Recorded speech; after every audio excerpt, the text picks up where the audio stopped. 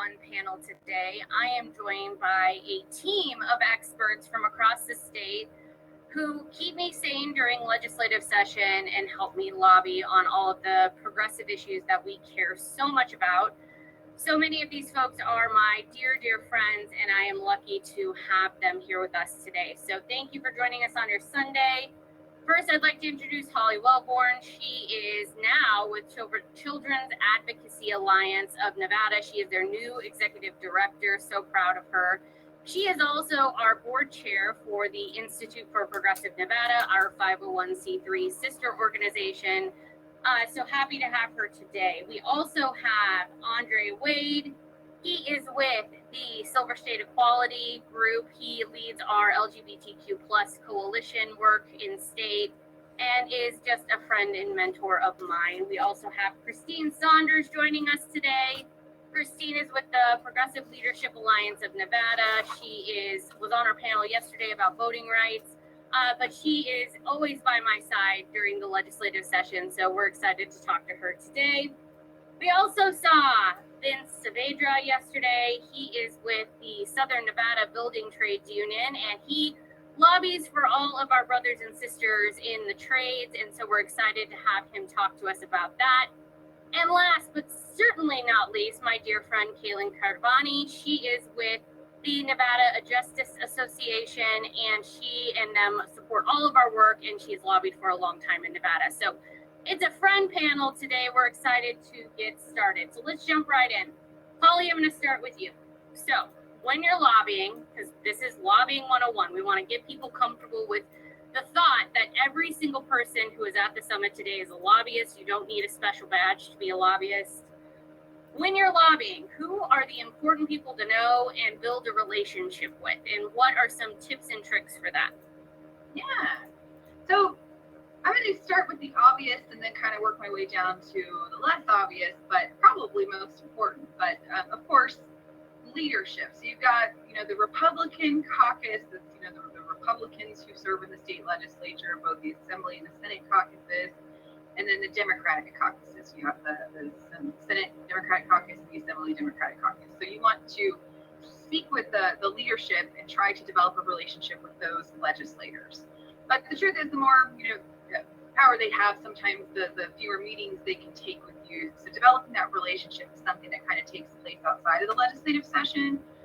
So you want to start kind of working on that and developing those meetings and making sure that those lawmakers know who you are kind of early on. And the leadership includes the Speaker of the Assembly, the Majority Leader of the Assembly, the Minority Leader of the Assembly, and of course, the Majority Leader for the Senate, and then everyone that works in leadership in the Senate as well. But perhaps a more approachable lawmaker and very powerful lawmaker would be those lawmakers that chair the committee. So there's different standing committees each session, like Judiciary, Health and Human Services, etc. People who are appointed to chair those committees are the most important people for you to know. And you will get to know those individuals by working your bills through the session. They'll get to see you if you're coming to a committee kind of regularly, or you'll be talking to their staff or talking to them directly about different bills that you might be trying to push through the legislature. So that's an incredibly important relationship to develop.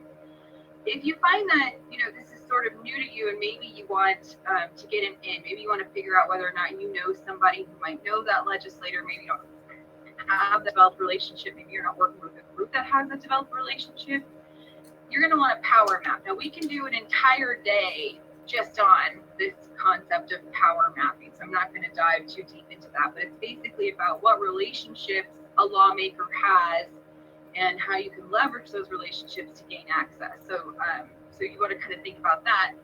And then, of course, there's the caucus staff. There's executive directors of those caucus meetings. You can get to know those folks as well. They're paid by each caucus to talk with you. And sometimes when you make an appointment, you'll be asked to talk to them first. But I think the most important people in the legislature are the attachés, the people who are controlling the calendar of each individual lawmaker. Those people, you want to get in there, get to know them, sit down in their offices, ask them questions about their lives. And they're really there because they want to get to know you too. They want to know, who are these lobbyists, and they want to build connections too. So most attachés are incredibly devoted to getting to know you and helping you get a meeting with the legislator. Thank you, Holly. We're going to come back to you in a second. And for those watching at home, if you have a question about lobbying, about best practices, about how to do it, what it means, there are no dumb questions. We want to get you ready for session. So put it in the Q&A chat now, and we will have our panel of experts answer all your questions about how to lobby and best practices shortly. All right, Vince, I want to come to you. So just a basic question. Why do we lobby, and who can lobby? Can anybody lobby? What do you tell your union members when you're getting them ready for session? Sure. So we lobby to fight for the things that we want to see happen legislatively, right? So for me, representing construction unions, wages, benefits, conditions are our three top priorities, making sure that all those things stay safe and secure, protected prevailing wage, workers' rights, worker safety, our right to collectively bargain. And yeah, anybody can lobby, and I encourage them to try to go up and see what the process is, see what it's about, and build as many relationships as they can. Thank you, Vince. And you know, when you're getting your members ready, what do you tell them? Like, what are some of the tips and tricks you share with your members so they feel confident going to the legislative building, or calling in on the phone, or going to the Grant Sawyer building if they're in Las Vegas? What do you tell them, and how do you get them comfortable with lobbying? What should our activists at home think about? One of the key things to remember is that the elected officials are people. They're normal. So don't feel intimidated. Don't get imposter syndrome. Don't think you don't belong, because we're the ones that put them there, whether you voted them for or not. They're everyday normal people. Speak confidently, understand, do your research, know what you're talking about. And I think that's pretty much it, honestly. Just getting them there and making sure that they're fighting for the right things. Awesome. Thank you, Vince. We'll come back to you in just a second. So, Kaylin, I want to bring you in for talking to our audience about some of the terminology, some of the kind of things that you learned when you're standing inside the building listening, as long as we have. You know, what should they know, and what procedures should they be aware of when they are lobbying? So just like tips and tricks of like what they should know before they head up. Yeah, I think time is one of the most valuable resources in the legislature. So understanding kind of the process of the legislature and down to the details of not just committee, but then you have your work session, right? So you want to talk to committee members well before the work session so they understand before they vote why they should vote or what changes they need to make to a bill. If you're trying to find a legislator kind of in between committees because you can't get into their office, knowing that they caucus. So all four the Assembly Republicans, the Assembly Democrats, the Senate Democrats, and then the Senate Republicans, they all have their own caucuses before the floor session. So knowing that when they go to caucus, they're not going to be able to see you. So being aware of how to go see them before caucus, before they talk about these votes, to make sure that they hear your story, hear your voice before then. Going into floor, which is also important to know, which is the whole body. So I think those are the big things. I know our members ask us every session what LCB is, which is the Legislative Counsel Bureau. So I always love to remind people that that's the staff from the people who write the legal things to policy analysts on the committee who kind of help the trains run on time, right? The process is always going to run, whether you know what's going on or not. And it's really due to LCB. So I think that that's a really important one too. And then the last one is Nellis, which is where you will find all the bill information, and I'm sure you covered in that, but Nellis is what we all talk about, looking up bill information, committee information, hearing information, all of that good stuff is on Nellis. So I think those are kind of the important terms to know. They are, and we're doing a training next on Nellis. So the very next session right after this is a deep dive on Nellis, Kaylin. But I also want to talk to you about, like, what does floor session mean versus what do committee sessions mean? And maybe just talk to us about understanding the process, because when Congresswoman Titus taught me and Polly back when she was a state senator, we always learn that the person who knows the process kind of has a leg up. And if you know the legislative process, you have an easier time navigating the legislative session. So talk to us a little bit about that.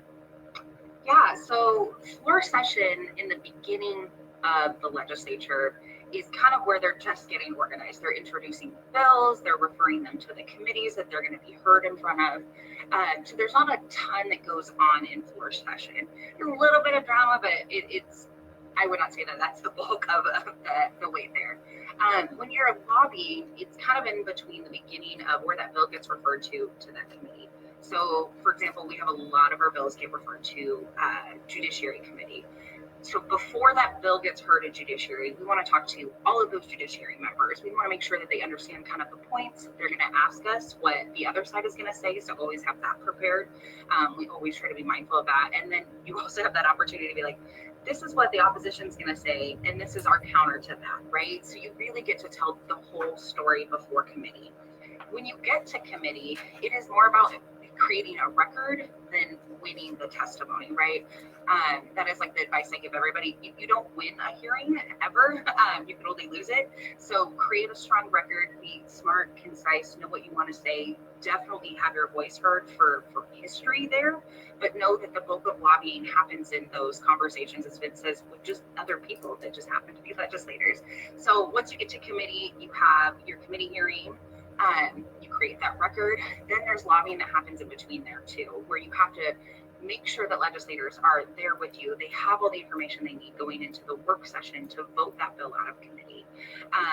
They'll have that vote at work session, then it goes back to the floor, and that's where the whole legislature will vote on that bill. And so that's where you really go back to talking to all of the legislators rather than just that committee. So you always start kind of with that committee's legislators, and then you go to the 63 members, depending on 42 in the Assembly and 21 in the Senate, and kind of go there, and then it repeats on the other side. Yeah, and it's funny that you misspoke on that, and I just want to make it clear. The legislature is both houses, both sides, all the legislators, plural.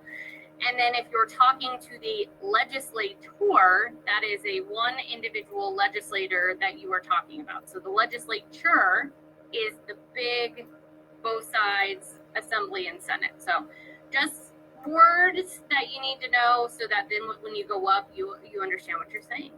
Christine, I want to come to you. So the legislative calendar is online. It's on the Nevada legislative website already. It's been posted. Knowing those deadlines are incredibly important, like Caitlin is saying, to knowing when the bills switch houses, when the budgets start to close, all of that important stuff. In the next panel, we'll show you where that lives. But talk to us about some key dates to know as we move through the legislative session, like when it begins, when it ends, why it ends that day. And then also, when does the legislature start, and what does sine die mean? Because people don't even know what that means sometimes, and I want to make sure people are clear on some of this terminology. Yeah, so the first day of session is just a little over 2 weeks away. It is February 6th. I know we're all counting down the days, and everybody's getting ready to move to Carson City. And session is 120 days, and that 120 days includes counting weekends. So the last day of session is June 5th, and that is called sine die.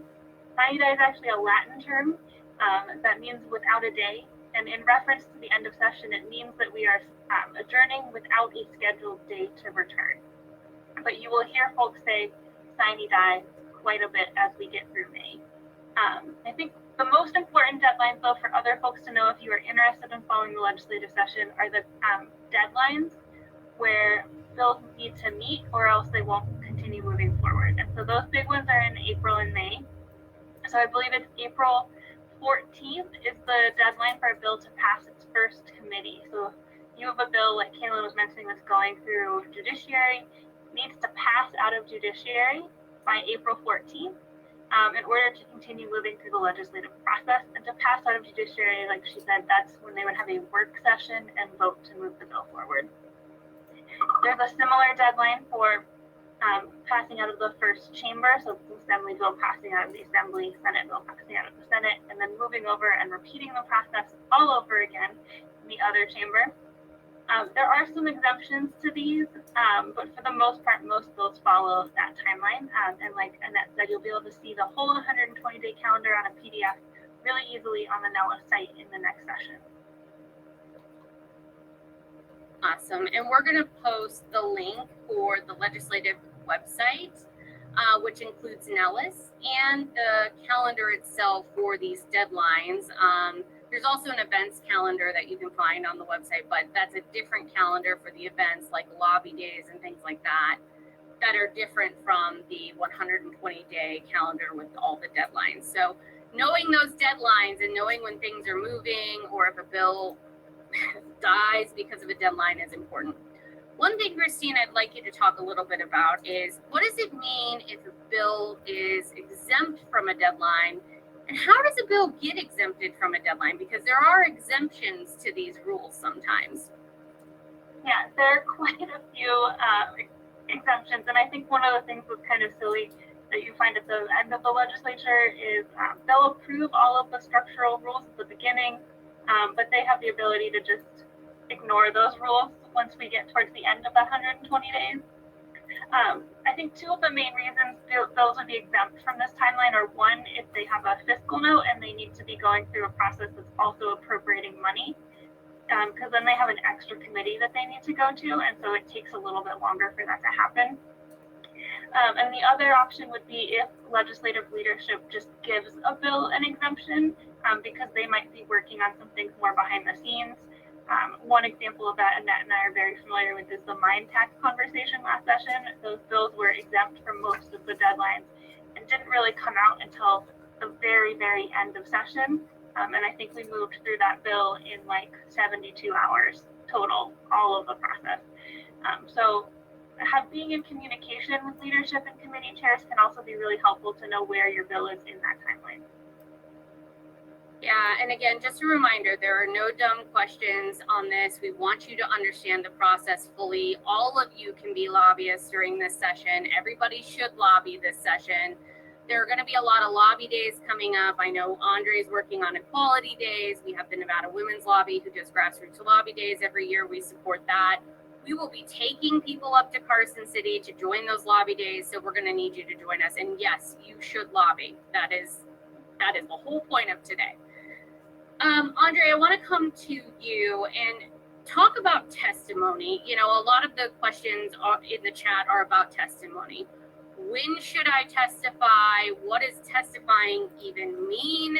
How does an individual person prepare to testify? What are the different options for people to testify?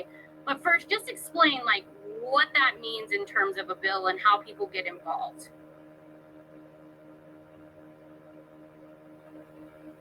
And Andre, you might be muted, so come off mute. I'm sorry about that.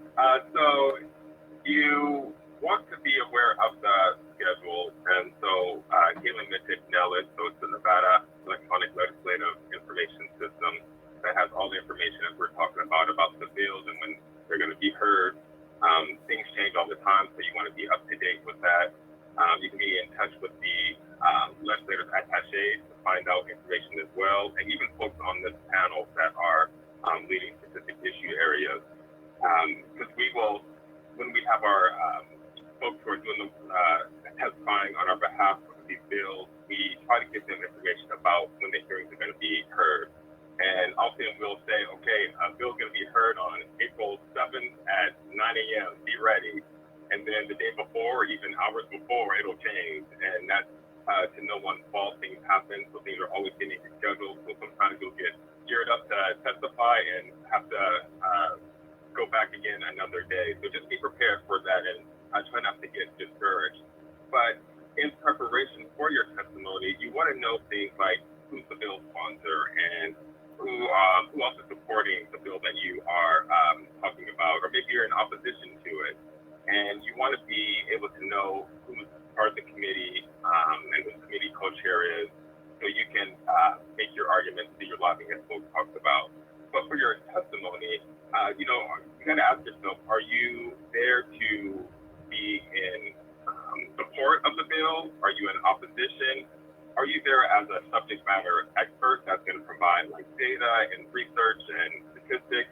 Or tell your personal story, so you can be face to legislators as they're making their decisions about the bill. And so, as you prepare your testimony, you want to make it to where it's no more than 2 minutes. You want to be clear and concise. And so, in doing so, you want to start off your testimony by thanking the chair and the committee for the opportunity to provide testimony. If you're part of an organization, you want to state the organization that you're with as well. And as you begin, you let them know immediately if you are in support or in opposition, or maybe neutral. Maybe it's an issue where you just want to say, like, hey, I have a couple of flags, neither opposed or for, but I just want you all to consider this information, and give the bill number and make sure the bill number is accurate and you're referring to the right side of the house. And again, in that 2 minutes, you want to just state your case, why you're in opposition, why you're in support. And if you are going to reference any like research or data, be sure to cite that as well. And be compelling, be concise. And as you hear other people making testimony, if you find out that there's like 4 people saying the same thing as you, it's really not helpful to really say those same things, because it's just like repeating and taking up time, and legislators kind of get a little annoyed with that. And so if you need to modify your testimony, be prepared to kind of do that on the spot, just as a courtesy. And then you just want to in your testimony with what your summary, what it is you're there for. So just summarize that you're in opposition or support or neutral, and thank folks for their time. And as Taylor mentioned, you're there to be on the record. So what you say is part of public record. It's going to be there, which can be a good thing, because often as we are doing our own research as advocates and making the case, we often go to some of the testimonies that have been submitted. And so if you call in or are in person, you provide your testimony, it's also a good idea to back it up by submitting it in writing, just to have it there. It's also easier to reference, in my opinion. So those are some of the nuts and bolts and suggestions I have when providing testimony. Andre, I do have a couple of questions from the audience from you specific to testimony, and I think it's important for us to highlight this. So one of the questions is, you already answered how long you're allowed to give testimony, but this person, anonymous, asks, is it in the same committee or are you on the floor? And I think people get that confused, like what committees mean versus the floor. So explain that one more time, where the actual testimony comes from or comes in, and what the different houses mean, because there's the Assembly and the Senate where you do basically the same thing for a bill. Yeah, so some bills will originate on the Assembly side, some on the Senate side, and they have implications, especially with the committee. So Taylor mentioned judiciary, so anything that's sort of legal law related, if you will, is in that committee. If it's related to Health and Human Services, there's a Health and Human Services committee. If it's an education matter, there's an education committee. And so that's important to know, because those different players have different backgrounds and interests. And it's usually in the committee hearings where you have the opportunity to provide your testimony. Sometimes people are called to present the bill with the legislator. So if you have that unique opportunity to do that, you are in a position to have the ability to talk more about the issue in the collaboration with the legislator. And that's a whole nother ballpark, a game on that. But then also there's these work sessions that happen when the legislators are tinkering with the bill and trying to determine what the final language is going to be about. And so just knowing what the different purpose of the committee is, so if it's a workshop, if it's a committee hearing or the floor, then that will give you a sense of the purpose of your testimony. Thank you, Andre. We'll come back in just a few minutes. Holly, I want to come back to you. I want to talk about registering as a lobbyist. There's a lot of confusion around this. Those of us who are paid shills have to do that. So me and you and all of the folks on this call, we consider those those are us. But if you're just doing grassroots lobbying, there are less rules around that or different rules around that. And those are our folks usually at home who are lobbying out of the kindness of their hearts because it's the right thing to do. So answer this question for me. When do people have to register as a lobbyist? What are the different types of designations of registration for lobbyists? And by when do they have to register? So like, what are some of the rules and regulations around registering as a lobbyist? Yeah. So the definition of lobbying is kind of broad. So I'll talk about that and then some of the exceptions to it. So if you are communicating directly, and this is from the statute, from Nevada Revised Statutes, any person who communicates directly with a member of the legislative branch on behalf of someone other than yourself, so you're representing another entity, something like that, or herself to influence legislative action, so to influence a bill. So, if you're lobbying for something that directly impacts you, things like that, you're probably not going to have to register as a lobbyist. There are 3 designations. There are paid lobbyists, like Annette was talking about. We typically think about paid lobbyists as corporate lobbyists, but actually C4 lobbyists also need to register as paid lobbyists. Then there are your nonprofit paid lobbyists. That's for organizations that are a 501c3 designated nonprofit entity. So if you're only representing a 501c3 nonprofit when you're lobbying the legislature, then you can register as a nonprofit lobbyist. And I think the fees are a little, I think it's $300 for a paid lobbyist and $100 for nonprofit lobbyists. And then if you're an unpaid lobbyist, which most folks who are entering the building would be unpaid lobbyists, you still have to register. You have to file a registration, but you don't. But you don't pay a fee to register because you're a citizen lobbyist. But a lot of folks come up on trips. So if you're coming up to the legislature for a lobby day or for a trip, you can go and you can lobby legislators. Some of the exceptions to the rules are if you're talking to your elected official, the person who represents you, you don't have to register as a lobbyist. If you're coming up on one of those trips that I was talking about, you kind of fall under this umbrella of an entity that's a paid lobbyist, or it's an educational opportunity or something like that. But if you're communicating with a legislator to, advance or influence legislation, if you come up in one of those lobbying groups, you do not have to register as a lobbyist individually. That's kind of handled for you. So a lot of folks that come up, they do that. And I also want to make clear that it's about influencing a legislator directly. If you're testifying at a committee hearing on a bill for or against, that's not lobbying. You don't have to register if that's what you want to do. So if you want to just come and testify on a bill, and you're not going to be taking one-on-one meetings with a lawmaker, whether that's in a group or not, you don't have to register. So those are kind of the time frames. But if you are doing that one-on-one direct lobbying with a legislator on one issue, a variety of issues, and really trying to push it along and influence that piece of legislation, you have to register and you have to file that registration within 2 days of beginning that activity. So let's say you come up to the legislature, you're going to spend a week there lobbying, and you come up on a Monday, you need to have registered by Wednesday morning. So yeah, those are kind of the rules, and they're very important. You also have different filings that you have to submit to the Legislative Council Bureau in order to be a lobbyist. But as long as you stay within that time frame, you'll be fine. And I will say for folks at home, they are a little more loosey-goosey on this than they are for the actual paid people who do this. So I don't want this to feel overwhelming or intimidating or make it seem like it's so cumbersome, so you're going to have to do all this paperwork. It's not like that. It's super simple.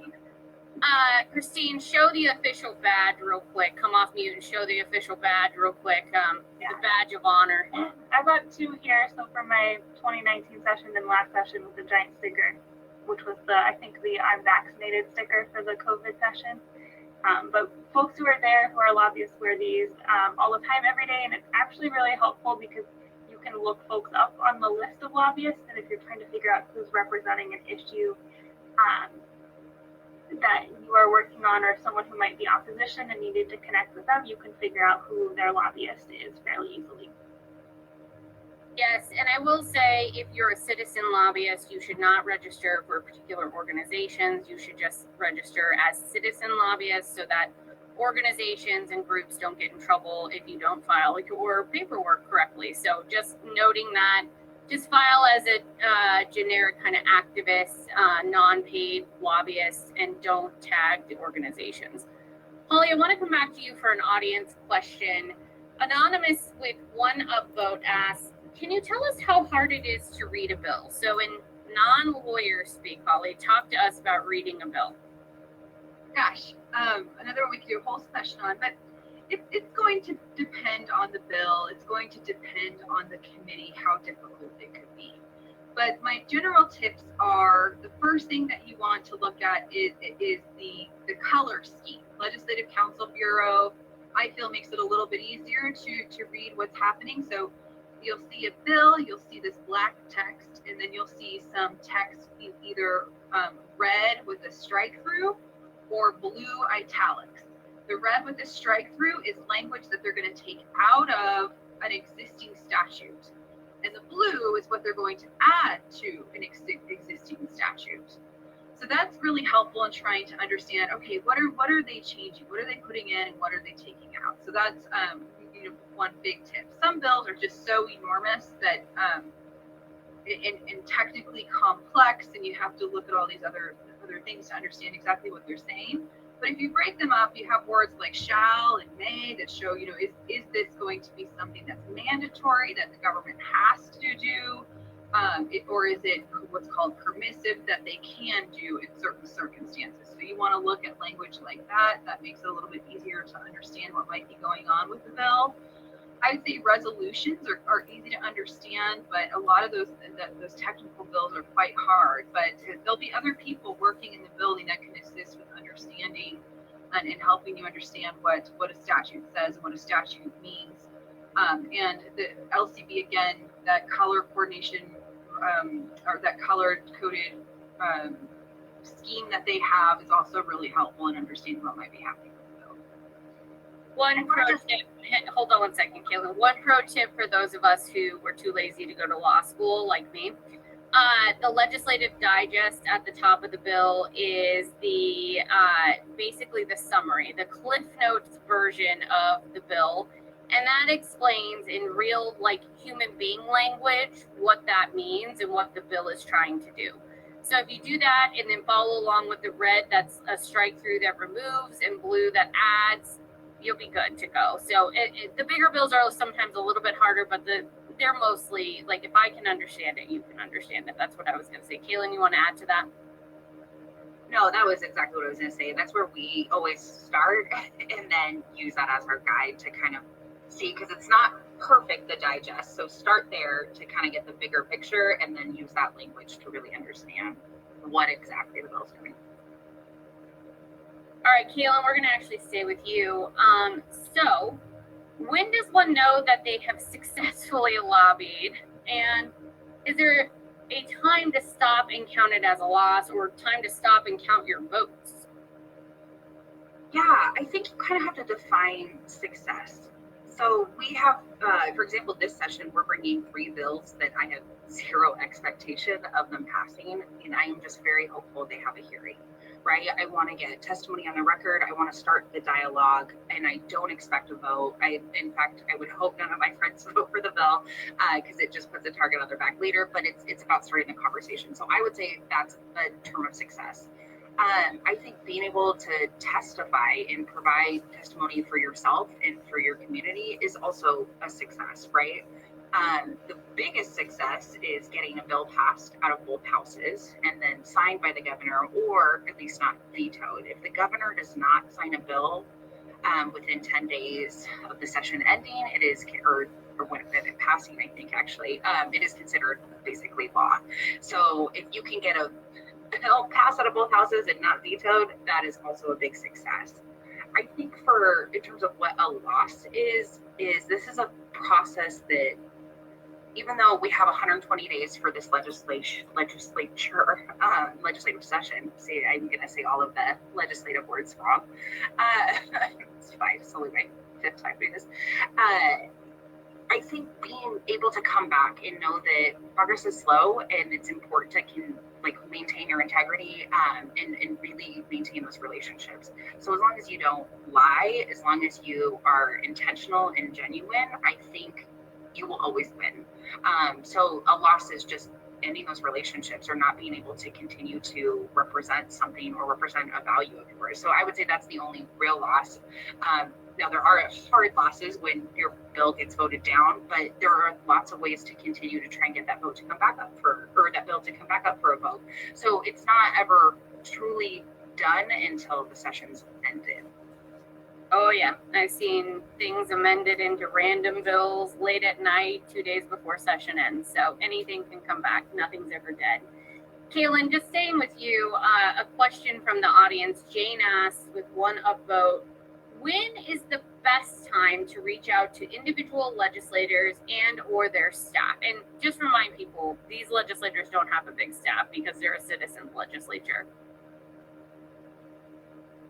Yeah, so I think there's kind of two ways to do it. In the ideal world, everything runs on time. We know when a hearing should be, and it's amazing. If you know when a hearing is going to be, I would reach out before. If we're unsure, it's never too early to start kind of having a meeting and say, look, this bill got introduced. You see the language, I want to talk about, set up a meeting about AB 12. It's going to be at most 15 minutes. So be prepared for that. And I think because of COVID, there are a lot of Zoom capabilities to have these meetings. So you can have those meetings ahead of time, especially if it's your legislator. I would reach out to them sooner than later. If there is a bill scheduled for a hearing, you definitely want to get in as soon as possible. You will be the priority because they know that bill is coming up versus bills that are not being heard or scheduled for a hearing. So I think as soon as possible on kind of that, if it's scheduled or if you know it's going to come, just being able to reach out to the person that you know and represents you would be anytime is ideal for that. And I would say if you're limited on time, you should focus on the House where it's being heard. So if it starts in the Assembly, focus on the Assembly. If it's moved over to the Senate, then you focus on the Senate. I wouldn't do the whole legislature at once. Really focus on where the bill is at that time in that particular House or committee, I think, is if you're trying to save time. Christine, I want to come to you. What is some important tips or etiquette to know when you actually physically go lobby? So that means going to the building or showing up to Grant Sawyer building down here if you're going to testify on a bill, which, yes, David Hatton, Grant Sawyer will be open this time, so will the building in Elko, but they will also keep, hopefully, those other COVID lines and stuff open. So tips, tricks, etiquette, Christine, for us to know. Yeah, I mean, I really want to echo what Kaylin said about being genuine, though. I think what's most important is showing up and being genuine. Because it's your personal stories and building those relationships as a constituent that actually makes a difference in changing legislators' minds. They get used to seeing all of us all the time, so are far more excited to meet with you, to be honest, than with any of us. But I think it's important, don't feel like you need to overly dress up and be really fancy to go to the legislative building. Vince said earlier, these are regular folks. This is a part-time job that they do on top of their other full-time job. So don't be intimidated being in these spaces. And I think it's important to know, like Kaylin said, you will only have about 15 minutes. So when you do get a meeting with the legislator, it's important to have your points clear and concise. Make sure you share your personal story, but also give time for the legislator to respond because you want to know what they think on this policy and if there's anything you need to get them afterwards, any follow-up information. And don't be afraid to say you don't know the answer to a question they have, as long as you remember to follow up. That's totally fine. We all don't have all of the information off the top of our head. Like you're reading from my Lobbying 101 slide. Thank you, Christine. Vince, I want to come back to you. So where exactly does lobbying take place and what does that actually even physically look like? Yeah, so physically lobbying, obviously in the building, like someone mentioned earlier, you set up an appointment with the attaché, you go to the legislator's office and you talk about the issue or the bill that you're working on. Also, Zoom isn't a bad idea. But thank God we live in the modern world of technology, and I think that COVID did teach us one positive thing, and it's all how to use Zoom or be a little bit more e-friendly. The phone, the Grand Sawyer building down in the south, I think like you mentioned, the Alco building, or even a phone call. But the reality is, for me personally, I do my best lobbying outside of the building, building those relationships before session, during session.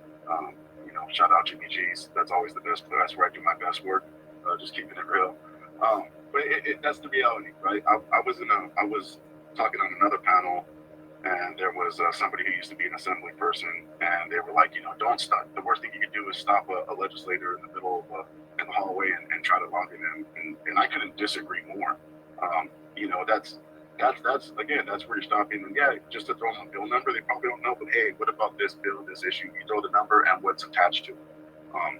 So one of the key things to remember is lobbying 101 is that we're all lobbyists even when we're children. My kids try to lobby me every day, whether that's stopping to buy ice cream, going to the mall, trying to do something. And you take those kind of tactics and you plug them in. Take what you know and you do in your day-to-day life and you plug that into what you're doing. It makes this a whole lot easier. If you overthink it and overcomplicate it, you start stuttering and fumbling on your words, and it makes it a little bit more difficult and harder for whoever you're trying to lobby to follow. But yeah, those are a few places and things you could do to lobby. Vince, just sticking with you, another audience question. So, how do you even start to build relationships with legislators or their staff? It seems so intimidating, but really, especially in a state like Nevada, we actually have a lot of access to our elected officials. So talk to us about what process you use to build those relationships. So I think if you're just a person who wants to go up and do the right thing, find out who your legislator is. And you can, I think the link is Find My Legislator, and find out who they are and start with them, right? And you'll see that 9 times out of 10, they're really nice people. They're normal people, especially if they know you're their constituent. They know that means you bring value, right? Because then you directly affect their election. So I would start there, and your workplace. Okay, well, who's involved in? And like I said, these are part-time part-time legislators. So if you're a teacher, find out which elected officials are teachers, right? And start building those relationships. I'm a union member, so I find which ones are union members. And if they don't, your church or wherever you are, find somebody that has something in common with you. Steve Yeager and I bonded over running, which is random, right? So there's things, and our love for donuts, of course. So finding out who they are, follow them on social media. I'm not saying stalk them or anything, but you can kind of see who they are and find out what kind of interest you have with these everyday people, and build those relationships off of that. People with common interests. I'm an organizer. I didn't start my union career as an organizer, but I eventually became an organizer. And meeting other community groups or other folks that have the same interests as you, use their contacts as well. Don't abuse them, but use them, and build your coalition that way. Thank you, Vince. Andre, I want to come to you, and then we're going to do kind of an open group question because we've got a ton of questions coming in the chat. So thank you for that. Andre, what tips can help make my testimony more effective? Or what tips do you have to make lobbying one-on-one with a legislator more effective?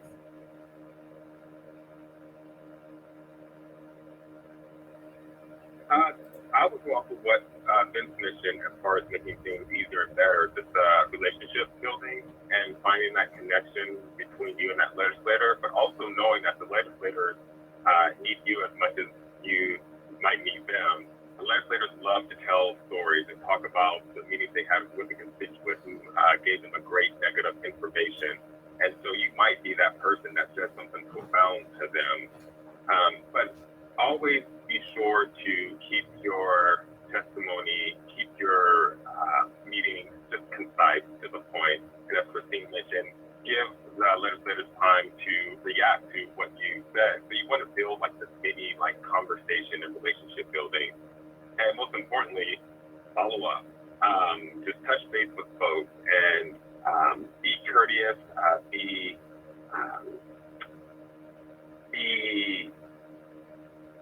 on point with the message you're trying to give. So if you need to be a little stern, even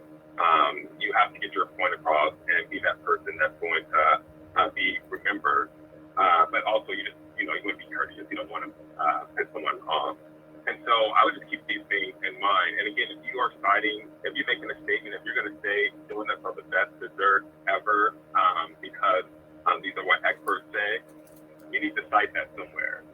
Where is this information so that's going to back up your claims? So if you're making erroneous claims, that's not going to help with you building relationships and being like a subject matter expert.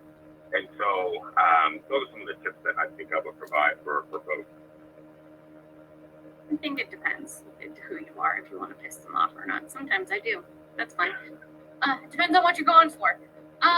Andre, Jane specifically asked you, Andre, shouldn't you also identify yourself at the beginning of your testimony for the record and have your comments written out in advance? So A, you don't forget anything, but B, I will also say have them written so you can give them to the committee secretary or email them to the committee secretary for the record. Talk to us about that. Yes, you want to do your research. You want to have things written out before, and so when you are going to read your statement, it's there, it's ready. If you're going to submit it, it's written out, clear, concise.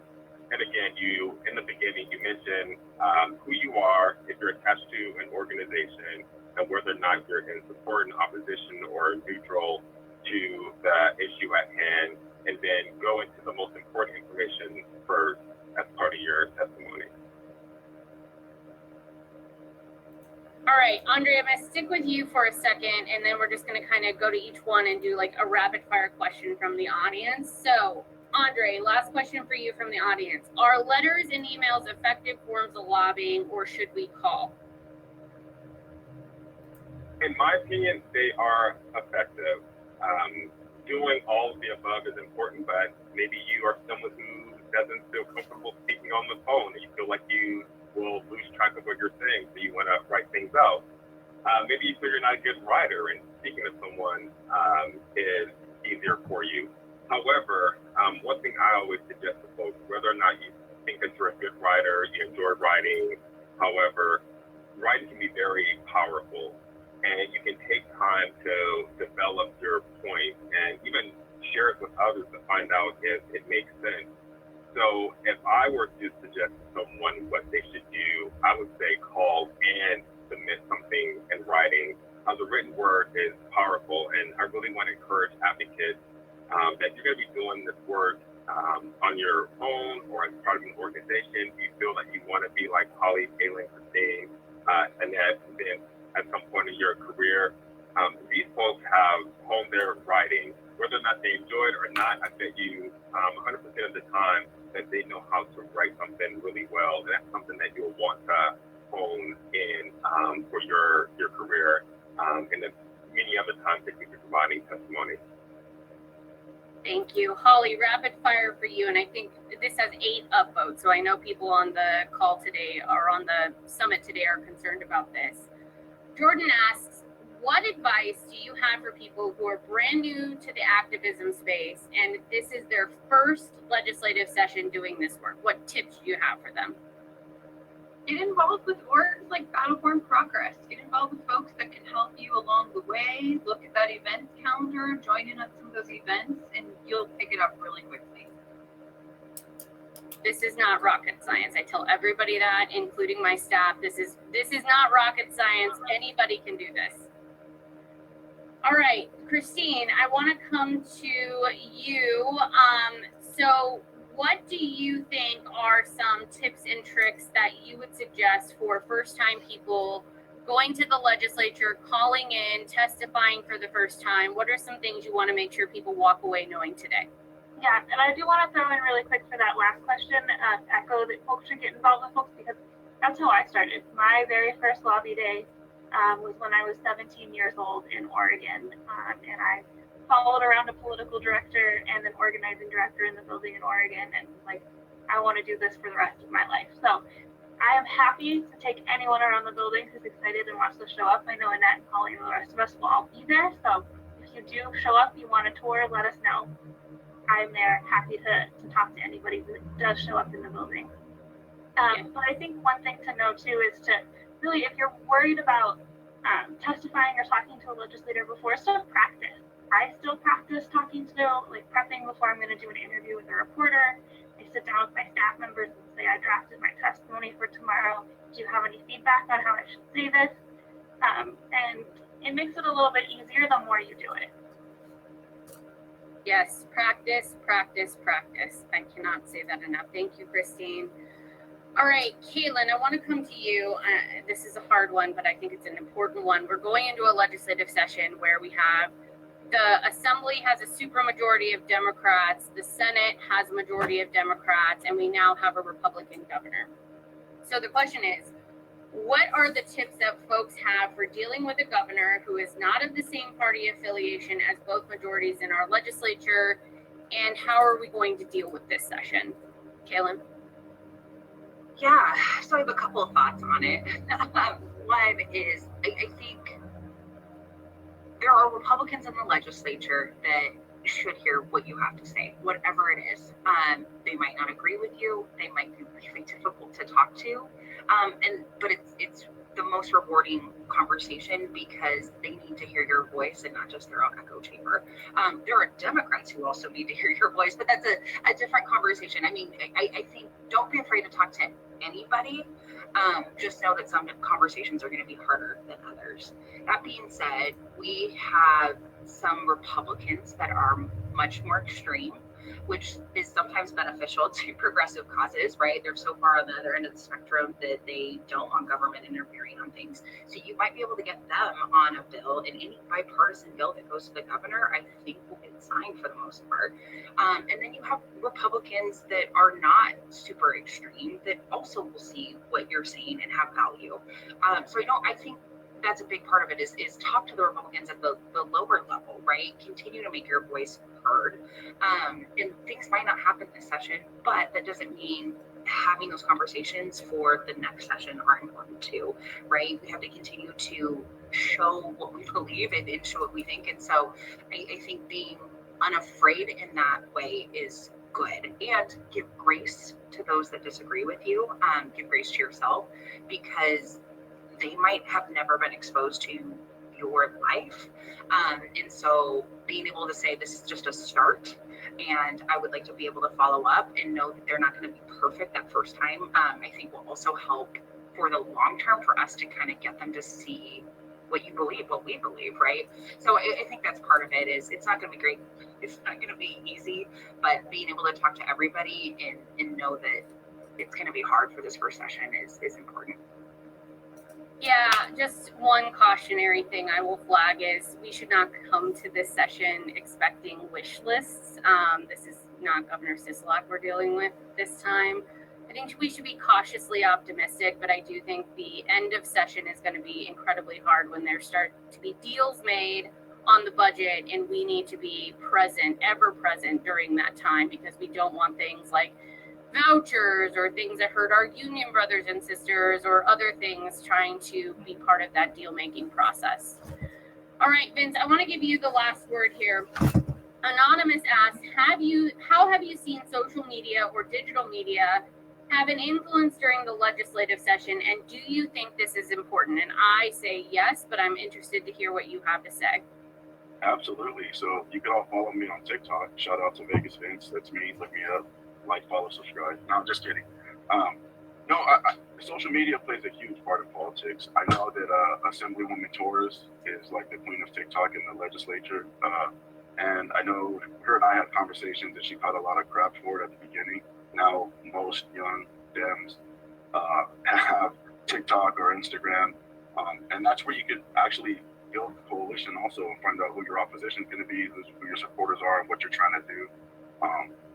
And you got to understand, as activists or union folks or whatever, if you're going to have uncomfortable conversations, things aren't going to be always fun, but those are growing pains, right? And if the more you're uncomfortable, the better you're going to be later on, because you're going to survive, you're going to thrive, you're going to get through this. So I think that's important to understand. But as far as social media, yeah, it plays a huge role.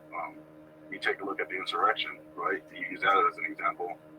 90% of that was generated from social media. We don't even know if those were Americans. And I don't want to get into a whole conspiracy thing, but just be cautious on what's happening there, right? Just be very cautious and use it. But I follow Republicans, Democrats, everybody, because I want to know what they're saying, because when I'm going to talk to these people, I want to know who they are, because not everybody in there is my friend, not everybody I have a relationship with, but I use social media to follow and track so that I know where their thought process is and what's happening.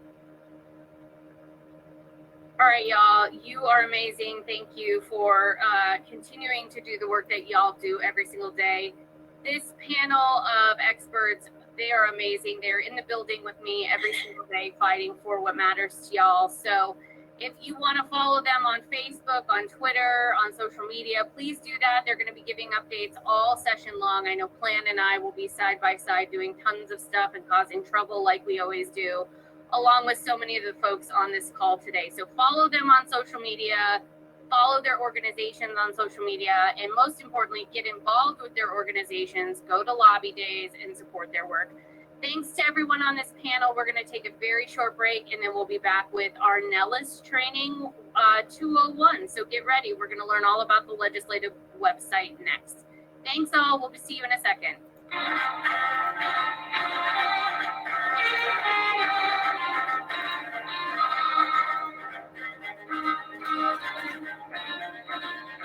All right, y'all. Thank you.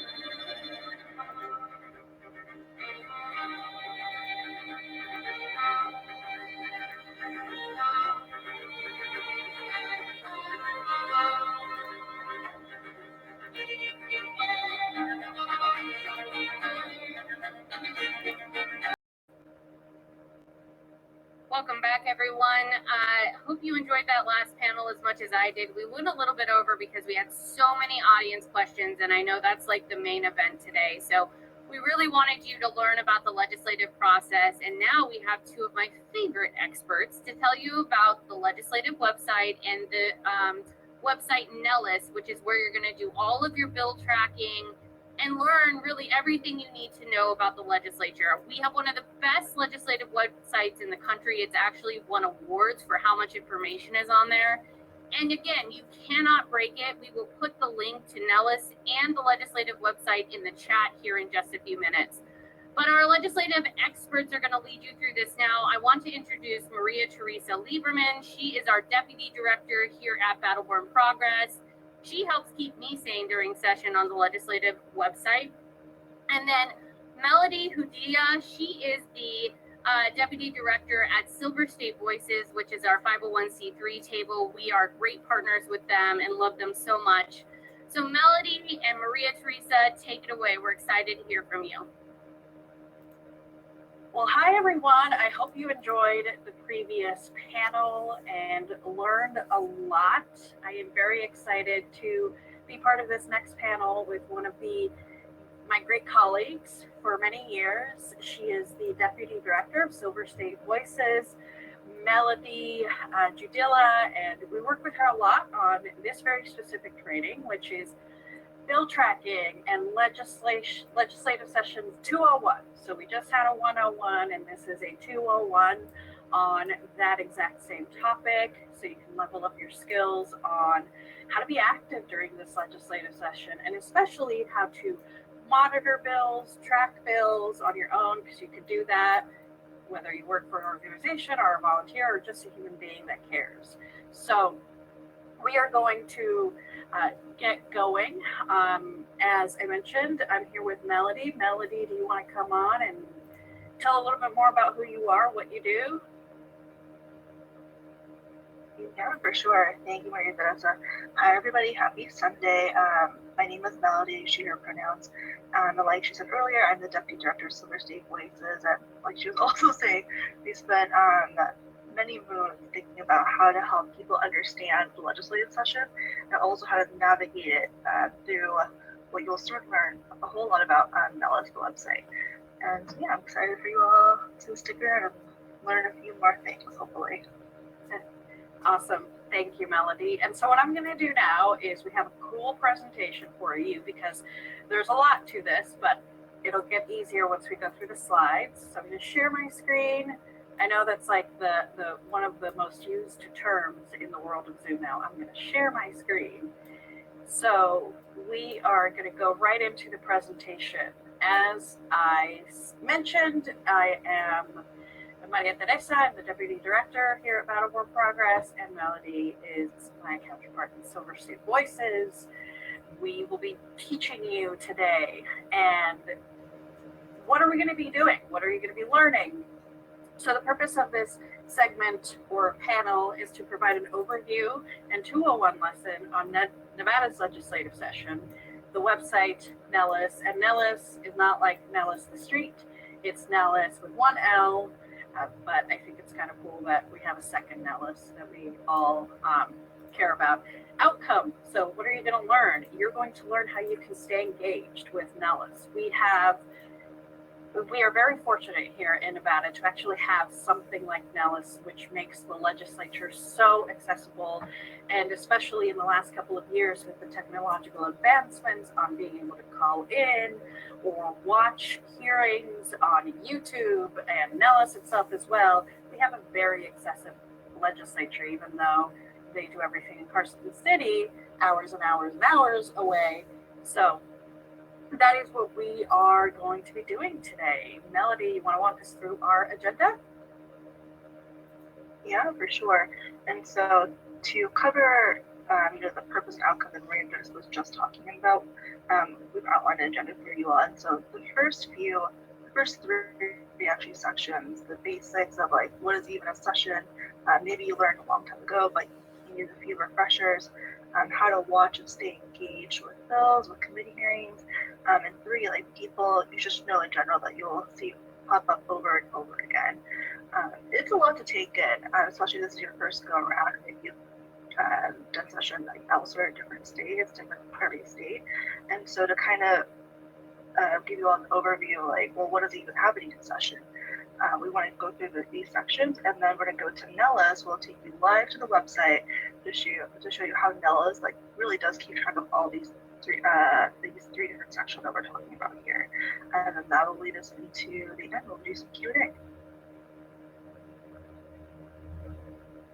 Thank you, Melody. And so let's go right into our first section, which is a basics refresher. We just had our 101, but just in case to make sure you all know, because all of this comes together.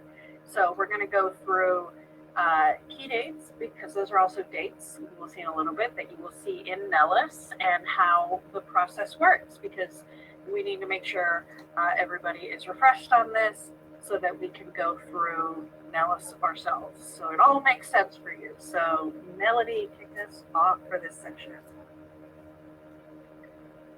Yeah, so what is a legislative session?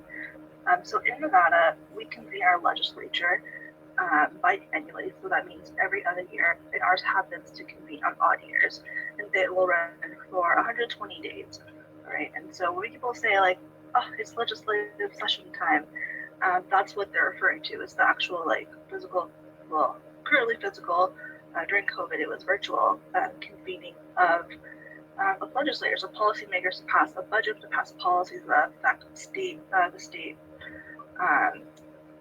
once it's passed, right? And so other times that people say like, oh, it's leg session, oh, it's session, it's regular session, legislative, it all means the same thing, right? I think we just kind of like to spice things up. So if you hear any of these terms, they all mean the same thing. That's right. And you probably heard about this throughout the weekend, and also if you've been involved, you'll see the hashtag and the ledge that is an endearing term. You can also use that to monitor stuff online. The timeline. So this is also available in Nellis. We'll show you how to get there, but this is what the calendar looks like. In our 101 and in lobbying trainings that you've received, if you've been doing this or if you've just gotten trained, you have probably been told that there are certain benchmarks and certain times when things need to be done. That's what those bolded items are in this timeline. So here you have the entire timeline from February 6th to June 5th. Again, it's available in Nellis. You'll notice when we go into Nellis that you actually you have reminders, well, not reminders, but you have calendars that are both a PDF version of this, but you also have like a upcoming today or upcoming this week on your homepage in Nellis. So it's in multiple places, but this is what what people are talking about when they mean a legislative calendar. Again, it's all in Nellis, and it's all very important to know when the dates are. We won't go through all the dates, but we wanted to show you this because once we go into Nellis, you'll know exactly what it is that we are going to be talking about when we get to Nellis. And this is yours, Melody. Cool, thank you. Hopefully you all went to the one-on-one session where you went into great detail about bills, BDRs, things like that. But I want to give like a very super simplified bird's eye view of like, you know, the life of a bill. Like how does an idea someone may have turn into like actual passed legislation signed by the governor, right? And so at the very beginning, I think I'm just a bill, Schoolhouse Rock, I will take it back. We have something called the BDR. And so during this time, it's still like pretty early in session. Before session, or beginning of session, you'll hear BDR a lot. And BDR stands for Bill Draft Request. And bill draft requests are basically placeholders for bills. So legislators, other state entities, agencies, etc., can place or submit BDRs, bill draft requests, and say, this is a BDR I want to put in place because I want to address this topic or X, Y, Z things, right? And so there are many more BDRs in our bills, right? Because not all BDRs like make it out of the first time; they don't survive, right? And so you'll know when a BDR survives when maybe you're looking on Nellis, checking on the status of the bill. You'd be like, oh, actually, this BDR, it's originally assigned a number. It now has a name. We'll go into the names in a little bit, but it'll now have like Assembly Bill 1, for example, and you'll know like, oh, it made it through the first round. The next step in its quest to become a bill assigned piece of legislation is it's going to be assigned a house. And so back in Nevada, if you remember a couple of slides ago, when you have the committee of the legislature in Nevada is made up of state senators and assembly members. And so we have the Senate House and the Assembly House. Bills can start in either or, it just depends on the legislator who originally submitted a BDR. So say it started in the Assembly, and Assembly, it's going to be then to assign to a committee in the Assembly. And so the committee gets assigned to just corresponds to whatever the topic is. The bills closely corresponds to the topic of the bill, right? The policy language. Ideally, it makes it out of a committee through hearings and testimony. It gets passed out of the committee with 2 paths. It gets sent to the floor for the second and third reading. It gets voted on. Hopefully, it passes, and fingers crossed, they get all the votes they need, and it switch and do the same exact thing on the second house, right? And so this is all very like super simplified. Lots of things will happen in between these steps, but again, hopefully it passes the second house. If there are any amendments to be resolved before it gets sent to the governors to be signed or vetoed, that happens then. If not, it goes straight to the governor's desk, where the governor has the opportunity to approve it by signing it or doing a big old veto. Thank you, Melody. And as we mentioned, you may have seen this information before. We are refreshing you because this is all that Nellis is about. It tracks this whole process. And so we want to make sure, especially for our new people, or if you just joined the summit, that you know exactly what the process that Nellis is used for is. And so with that, this is basically what Melody explained to us, but this is also, you can see that, as Melody mentioned, there are a lot of moving parts, and this is why we need Nellis, so that we can know where among all of this is a bill. And so these are terms that you've heard before, and you will hear during a legislative session.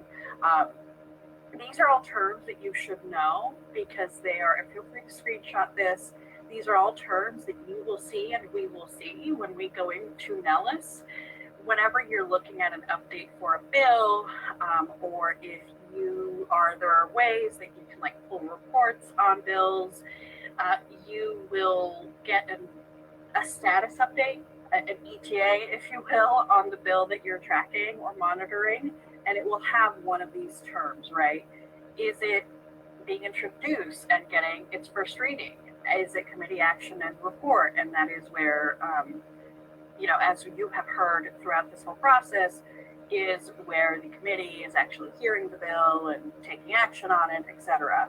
And then the rest of the process that Melody walked us through. So these are terms that you should know, and we're repeating them in various panels, and we'll probably do it in various trainings through, we do it with partners a lot, we do it with our staff a lot. We're always repeating these terms because the most important part of bill tracking, especially if you're using Nellis, as I said, is knowing the terminology and the process, because if not, it can kind of seem overwhelming when you go into Nellis. So that's what that process, the details of what Melody just said. So feel free to screenshot this, save it, carry it in your back pocket if you're ever at Grand Sawyer, or print it out.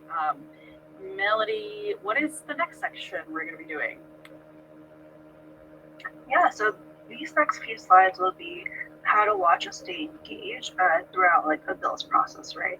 And so that includes, how do you watch meetings? Can you even attend meetings in person? How can you tell your legislators how you feel about a certain bill or policy language, right? And so how do you, as a Nevada, interact with this policy? Because this is open to the public, right? We all should have, should we choose to, the ability to access. Exactly. And so this is, part of tracking 201 is, what Melody just said, being involved in it. And, we have Nellis, but that's not, the only way you can watch. There's various options, as you see here. You can go, if you're lucky enough to be in Carson City or nearby, you can go in person.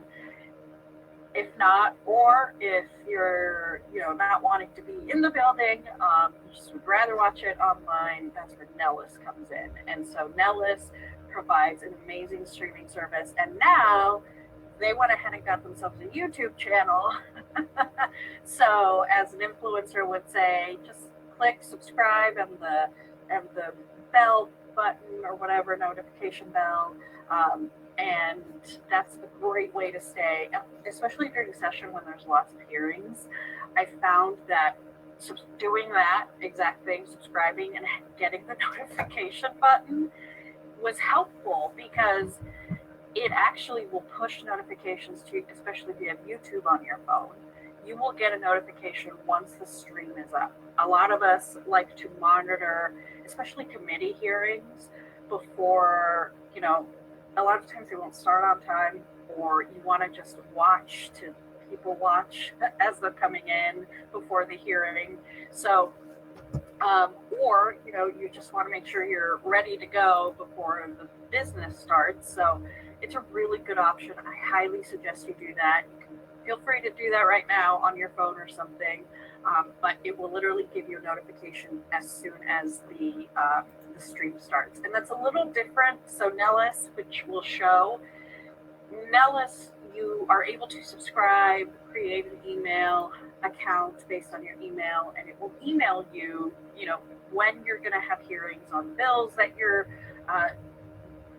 tracking. It will give you, that schedule of the bill, if you will, and when it's going to be heard on the House and all of that. You can see all of that in the bill page that will show.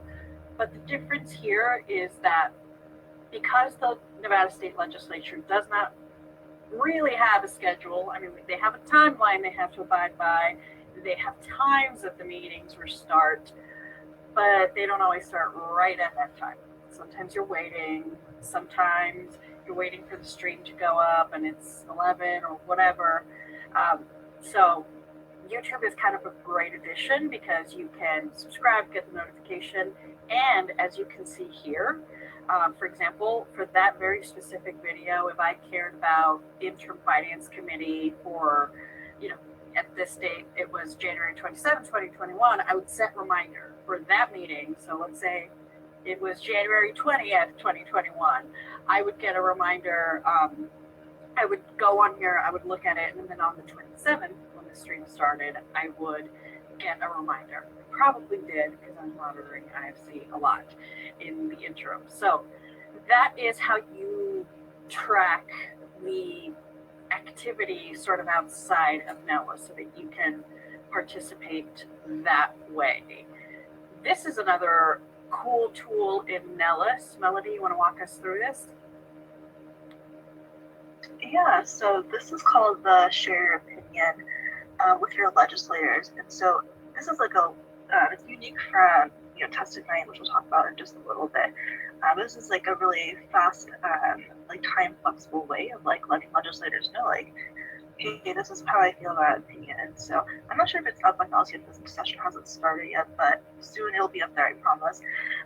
And so it's going to be a link on the website. And so what it is you pull up the link, right? It'll should take you to this page. And starting on the left-hand side, you're going to select the bill that you want to express your opinion about. And so you can either do the drop down or type it in if you know the number. And you're going to say, are you in favor or are you against this bill? And the bottom, if you can, it says your comments on the bill. You can go ahead and type in no longer sentences, like exactly how you feel, right, about this bill, about this like legislation.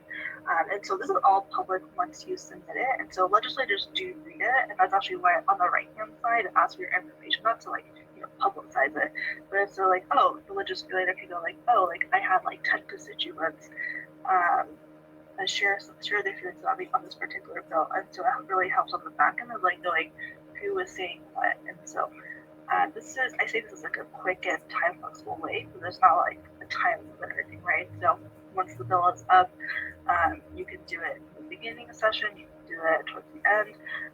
You don't have to, if you're in the building, you don't have to like, wait around for see, you can already do it at home, waiting for a doctor's appointment, doing it from home, doing it on your laptop. So this is a really cool feature, I think, of on Nellis of sharing your opinion for legislators. Just one quick, kind of like a survey, really. Yeah, let's share Exactly. So that's an awesome tool that the legislative website has. You can also do what Melody just said and what you have heard throughout this summit and probably have heard from legislators as they're going out to meetings, and as probably Annette or some of our organizers have encouraged people to do every time we do these things, but it is actually doing it in person. That's also why using Nellis is important, because let's say you don't work for an organization, or you're not able to keep track of what's happening in the NVLeg hashtag on Twitter. The place where everything is held and where you can find the information on how do you go and share your opinion to your legislators, whether it's in a committee hearing or calling them or etc. And when can you do that? Because you want to make sure you do it before they vote on it, is through Nellis. So because expressing your opinion on a bill is so important is why we wanted to share how to do this 201 and how to track with everyone, because this is the ultimate way to participate in your legislative session. Because ultimately, and we sometimes, Annette and I are a broken record. I know I've heard Annette say millions of times, they don't want to hear from me, they want to hear from you. So this is the ultimate way of participating. So stay tuned, because we will give you a tour for Nellis. So in just a few minutes, but this is why we wanted to make sure to put this in here. And what is this next section, Melody? Yeah, so in the world of the legislative session, it's not just about bills, right? Or BDRs or policy language or NRS, it's about like people, right? And so most notably, we got to know legislators, which legislators have roles, if any, what committee assignments mean, and just like other stuff you may see around the building, or pop up. Maybe your names pop up on our website a lot. So yeah, that's what this section's all about. Yeah, and in our in the 101 with all of our awesome legislative experts, including my boss, you probably heard a lot about these people that make the decisions and that we vote into. But how do you Nellis has another awesome tool that allows you to find out who is even the person. that you should talk to, right? Maybe you don't know who your senator is or your assembly person. This is what that page looks like. It is the who's my legislator, what's my district, and not.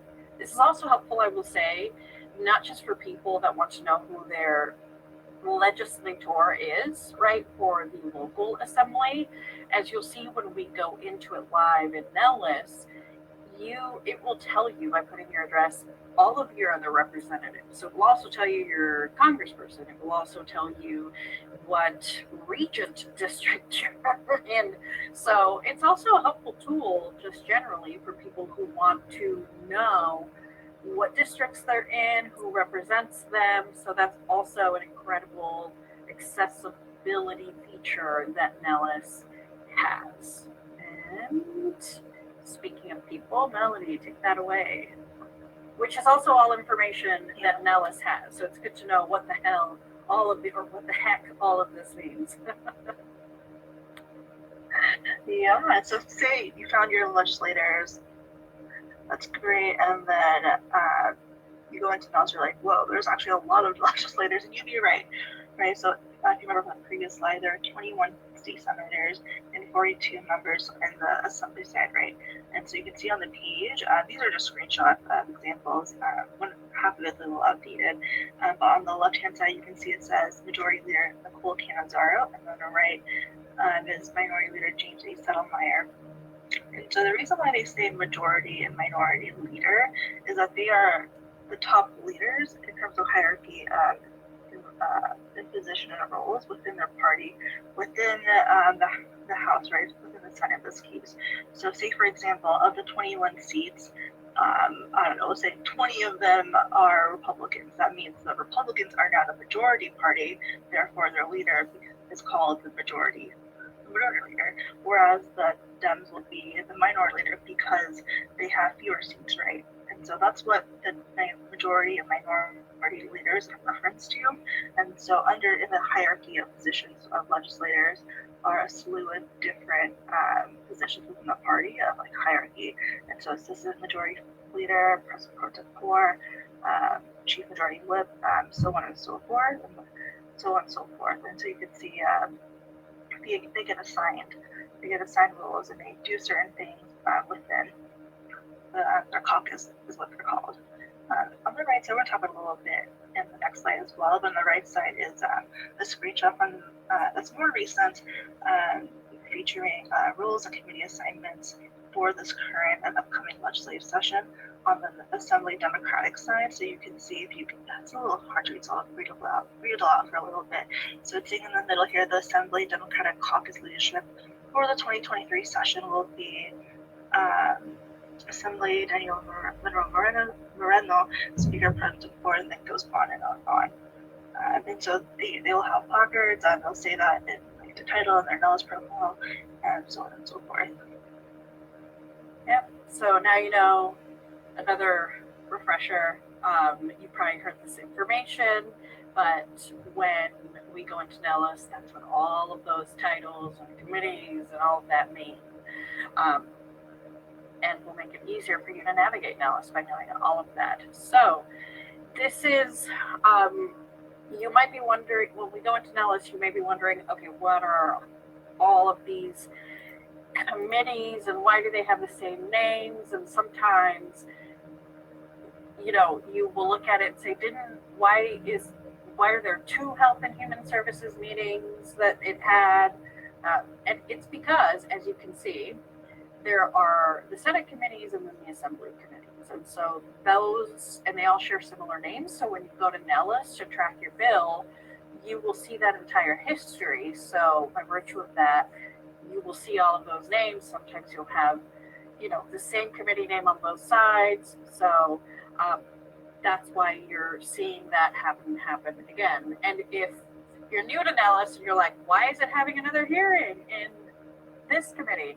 It's because it flipped sides and you're getting a brand new calendar notification and timeline for now that process that it's running through.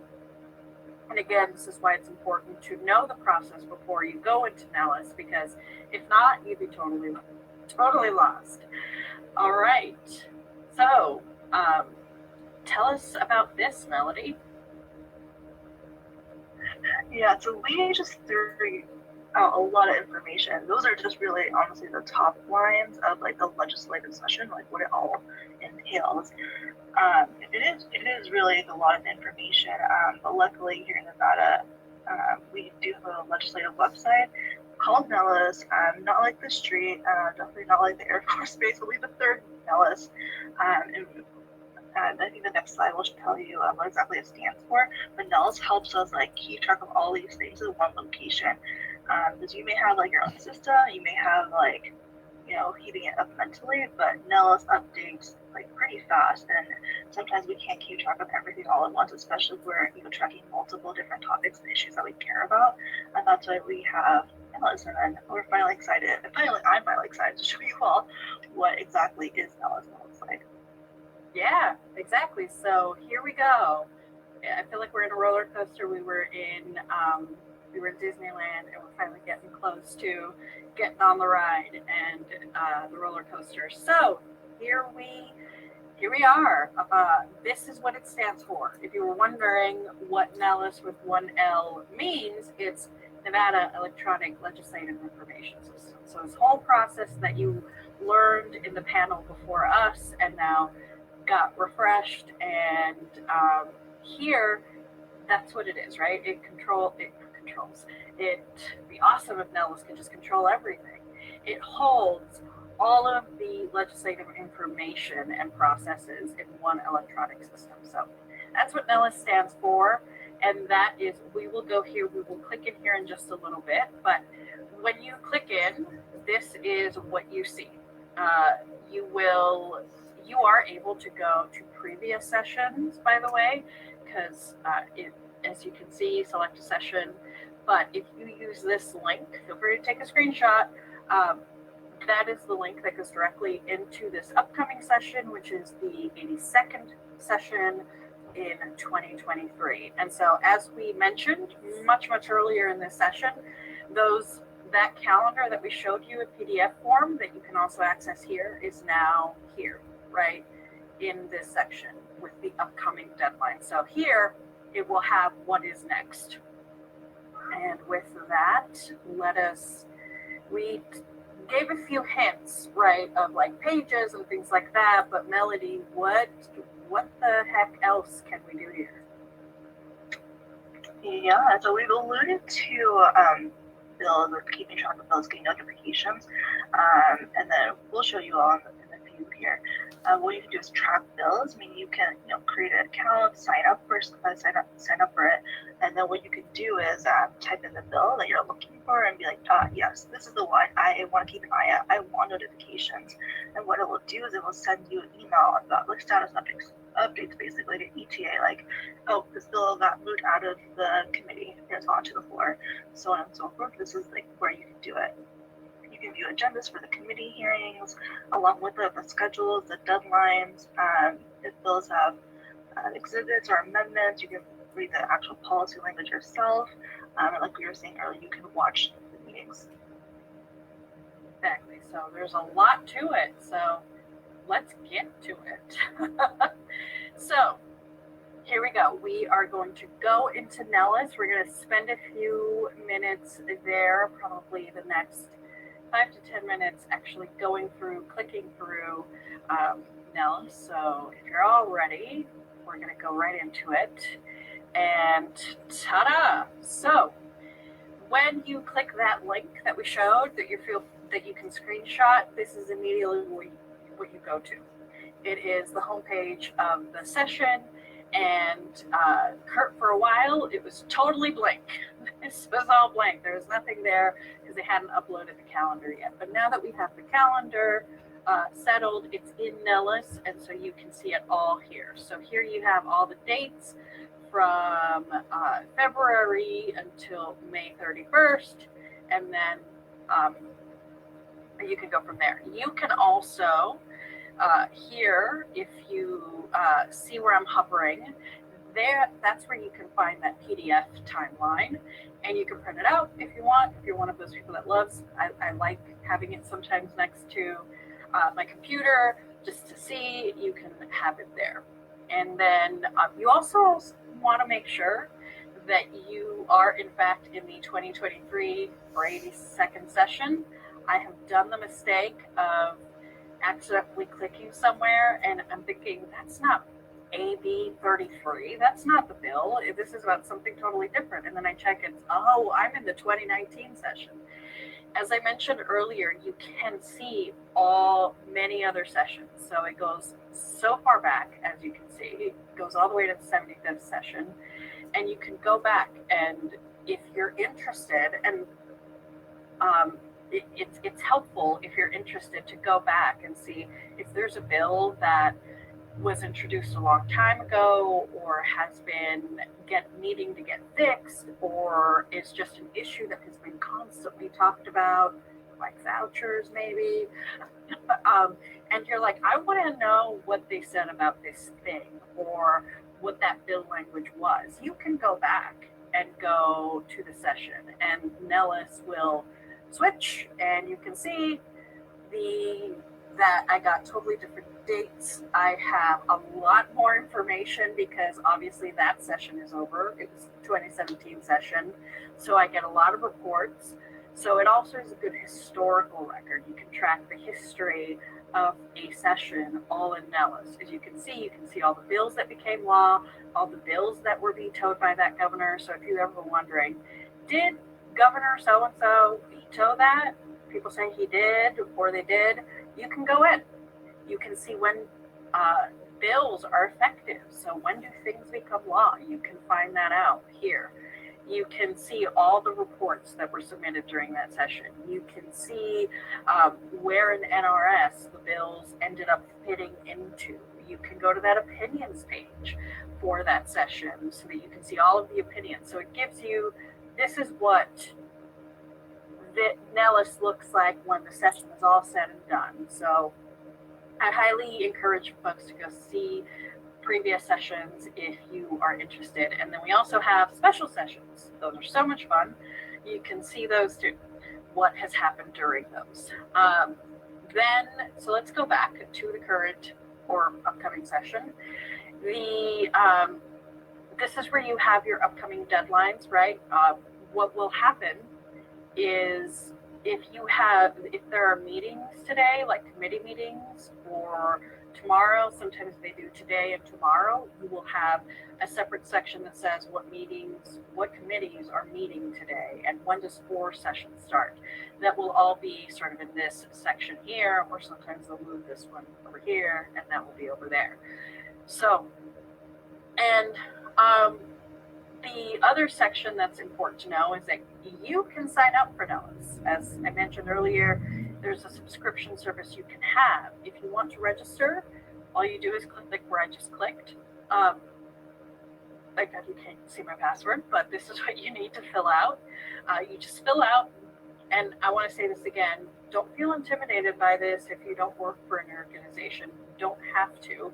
You can be whoever you are and sign up with your personal email address. You create your own password. You, just like creating a profile anywhere else, you create your security questions and then you register. There will be an option to where it asks you, do you want to pay for it or do you want a free version? The free version allows you to track up to, I believe, 10 bills, which is great, right? Because that's a hefty amount of bills. And so you can create an account and see what you're going to see, which is, I'm going to sign in. And this is what it looks like when you, oh no. Oh my gosh, let me remember. It is not letting me type. Okay. You would type your password here and sign in. My computer is not letting me type right now for some reason. Could be because it's been overworked this whole week preparing for the summit. You can also, if you don't remember your password, you can do account recovery. You can also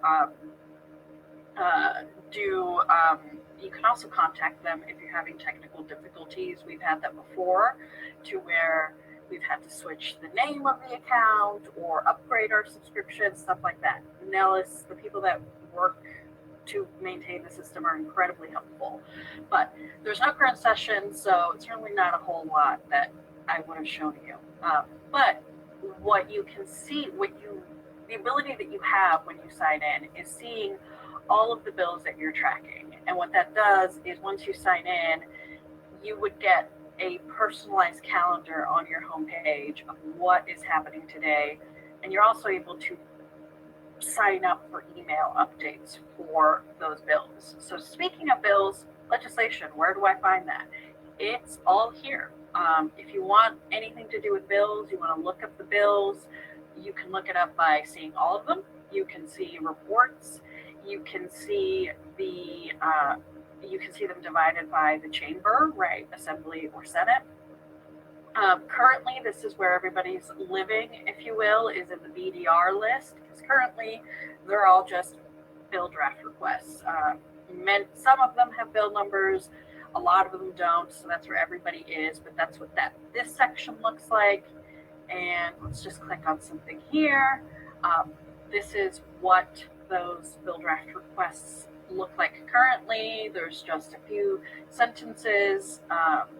There isn't any that currently in this section that have bill numbers, but if it did have a bill number, you would have a hyperlink so that you can go through and read the current bill language. So that's the legislation section. The next section, super wonky section, but cool. It is the budget section. So you can see the budgets. If you want to see the budget for the Department of Health and Human Services, this is where they would live, right? You can see it by title, you can see it by department, you can see it by what it does. So you can see the budgets that people will be voting on, that our legislators will be voting on. Currently, because Governor Sisolak, our former governor, already proposed the executive budget, you can see it all there. You can also see the fiscal report, which shows that our economy is doing really great. So we may have already unleashed that roar already. And so you can see that all here. If you want to see a full schedule of meetings and floor sessions, it would be here in this section. It is currently thinking because there's not a whole lot scheduled currently. But that is okay. Thank you, Nellis. Sometimes Nellis is a little slow if you've been on a computer that's been working on all day. But this would be full of meetings by the time, I don't know, March hits, April, May, definitely. This would be full. So it would break it out by day, and you would be able to see sort of a longer calendar than you would in your homepage that just has the meetings for that day. And then the other part that I really wanted to show, this is all of this part of the legislative session and the website. We have this section that you also see the rules here. Didn't mean to click that, but you can see the help section is very helpful. It has lots of frequently asked questions. But if you wanted to see the rules, press and lobbyists, who are they? All of this is there, all of your 101 information. But there's also this section, which is session information. This is where you can have everything. You can go to that opinion page that we saw and check stuff out there. The last thing I wanted to show before we go into our registration presentation is that you can go to this website. Feel free to screenshot it. It isn't technically Nellis. It is the legislative website, just generally the homepage for the legislature. We could do a whole other session on just this section because it has so much information. This is where you can go to what we were talking about to find out your legislator and your district. It's a big map, so it takes a while to load, but this is where you can find that. And as you can see here, it gives you the entire state of Nevada. You can, let's see, you can see my location. If you don't know your address, you're like, I have no clue what my address is, just find me by the location of where I'm at now. it will find it and it will tell you, as you can see, Tina Titus is the representative for this congressional district. It will tell you who your state senator is, who your state assembly person is, and who your board of regents representative is. So lots of information, and not only that, you have a lot more links to various research sections. The research division for the legislature is huge, so there's clearly a lot of really, really cool stuff. Melody, you want to give us a recap of all of this and what we just learned today in this panel? Yeah, so top lines about Nellis. If you do want to receive the email notifications about bills that you are following, go ahead and register an account, and I'll ask you which bills you want to follow. You can also type in like notes and tags with it as well. The second piece is Nellis is almost all-knowing because it houses all these different things, right? You can find bills, BDRs, there's manuals on how to navigate Nellis, how to sign up for an account, committee assignments, foreign committee meeting schedules. That one I think is crucial because a lot of times they will just change without like a lot of advance notice. So keeping an eye on that front page is really important. Like we said earlier, you can watch meetings via Nellis as well as previous meetings and floor sessions from past sessions like we showed you all earlier. Yeah, it is quite a lot that we have here. And so the more you know, some final Nellis tips before we go into answering some questions. I got to get to running the show, so it'll be Melody and Annette coming up to answer your questions. So before I leave, Nellis is your friend. Spend time getting to know the site. You can't break it. You click around on it. Sometimes the link will take you to another link and another thing with so much more information. Take it all in. It is your legislatures, and this is an incredible system and website for you to be fully informed. So it is your friend. Take time, especially since we have a few weeks before it all starts. Visit it, sign up, click all around. You can't break it. It's incredibly resourceful, and you can always ask us questions as well. So feel free to hit us up with questions. And in that help section, there's handbooks in there. There's different links on how to do stuff. And it is,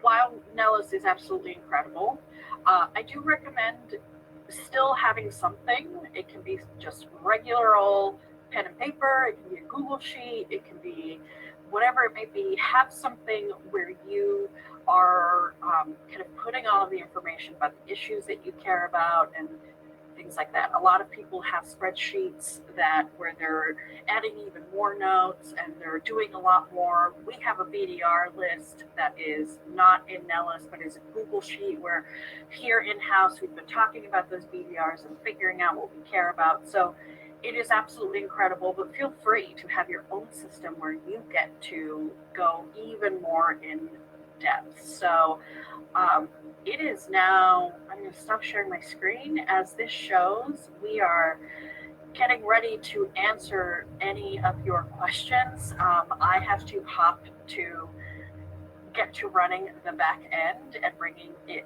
back our MC, Annette. Thank you everyone for tuning in.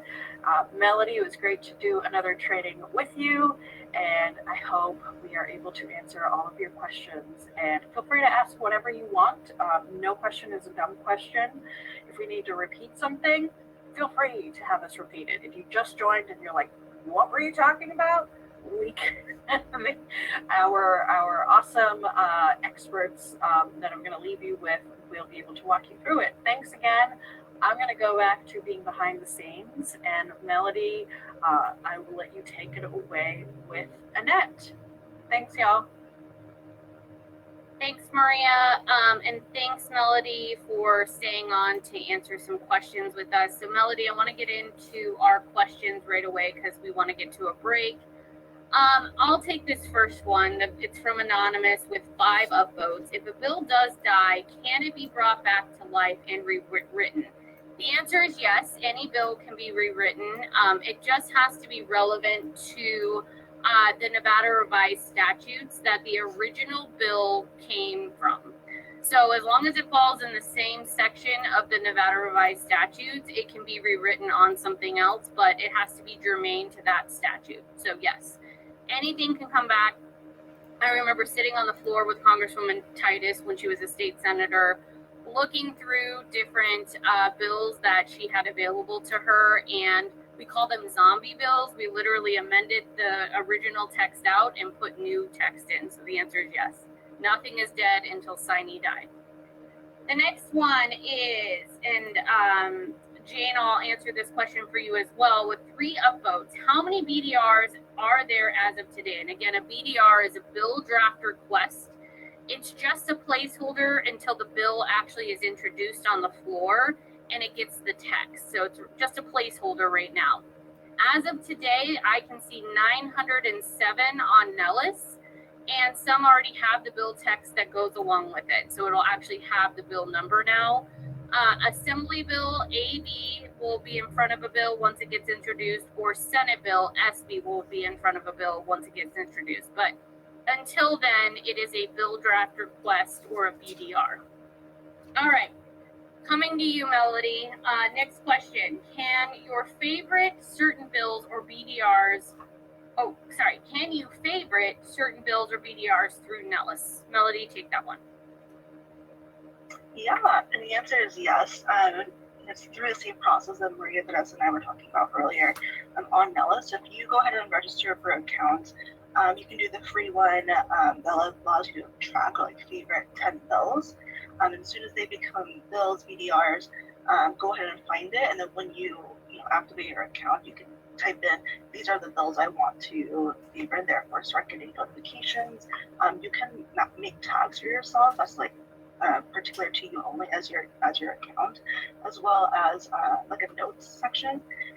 And it's a really good way to keep track of those bills because, as we were saying earlier, things move pretty fast or can move pretty fast. And it's really hard to keep track of everything all at once, even with like so many eyes like on Nellis on the legislature. And so Nellis does that tracking for you automatically.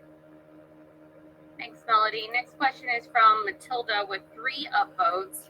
Is there a way folks can sign up for email updates for specific bills? So just talk to us again really quickly about that. Yep, the answer again is yes, and it's through the same process. So once you go ahead and make your account on Nellis, you're going to click on the upper right hand corner of Nellis. There's like a tracking, and it looks kind of like a bookmark icon, and you're going to go ahead and click in sign up for tracking.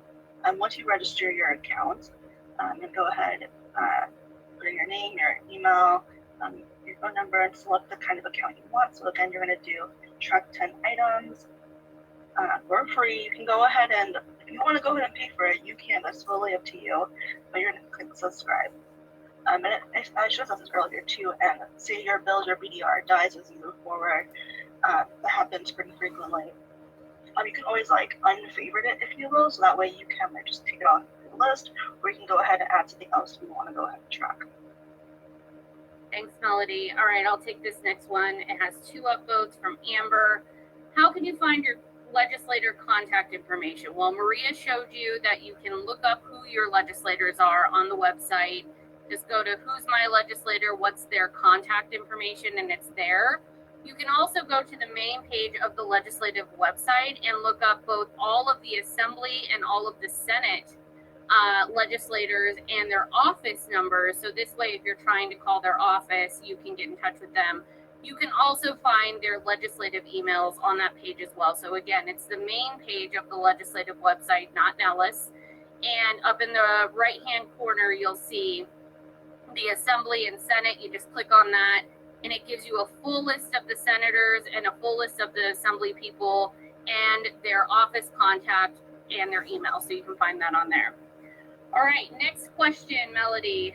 What is the process that organizations can get bills to the legislature, and how do you shop a bill to electeds? I know you've been doing that with voting rights, so just briefly talk us through that process very quickly. Yeah, so it's kind of, I think, like an organic process. There's no like Google Doc where you like, or Google survey where you type in like, I want this bill. But what you're going to go ahead and do is, one way to do it is like important. I was saying earlier, you can go ahead and find your legislator, your senator, your assembly member, and say like, hey, I really care about this issue. Here are some of the solutions or policy changes I want to see to make this happen. So you're going to have to talk to your legislator, and what their legislator can do is submit that as a BDR, so bill draft request. And there's actually on the website under bill draft request section, there's I think it's called BDR's form to list, where it tells you this is the schedule and the amount that legislators, entities, like committees have that are able to submit BDRs. And so if your legislator's on board with the idea, they really love it, they're going to go ahead and submit a form to LCB, this Legislative Council Bureau, and go ahead and get that process rolling to create a BDR and hopefully get some language along the way. Awesome. Thanks, Melody. All right, I'll take this next one. This may have been answered. This is from Anonymous with one upvote. This may have been answered, but I just want to clarify. When do bills get a name, and is there a specific time within the legislature or deadline? There is, and it's on the 120-day calendar on Nellis and the legislative website. That deadline is going to be this session, March 20th. That is the legislator's bill introduction date. So that means that all bills have to be off of the floor and assigned to a committee of the House of Origin. And that means it also has to have all of its bill text and be introduced by March 20th. So if a bill is going to become a bill and move from BDR to a bill, it has to do so by March 20th to continue moving through the process. And then there are other bill deadlines throughout the process that if it's not exempt from a deadline, it has to meet those deadlines to move through the full process. So if something doesn't meet a deadline, it will die. So just want to flag that. Go to the 120-day legislative calendar, and all of the deadlines are on that, and you can see that. All right, so just the last question. Melody, thanks for sticking with us. This is an easy one. Will the videos be posted after the summit? Yes, the videos of all of this will be posted after the summit. We will email them to all of the participants, so this way you can go back and watch the Legislative 101 session and this 201 session, so you can go through Nellis and get all the tips and tricks. So we won't leave you high and dry. We will email this out to you in video form, so this way you have it later on. Melody, thank you for joining us today. And Maria, great job. Thanks for walking us through the website. I appreciate it. All right, everyone, we're going to take about a 15-minute break, and then we will start our next session at 12:30. So we're going to release you to the tables, go table, use the restroom, eat some lunch, and we will be back with you at 12:30. Thanks, everyone.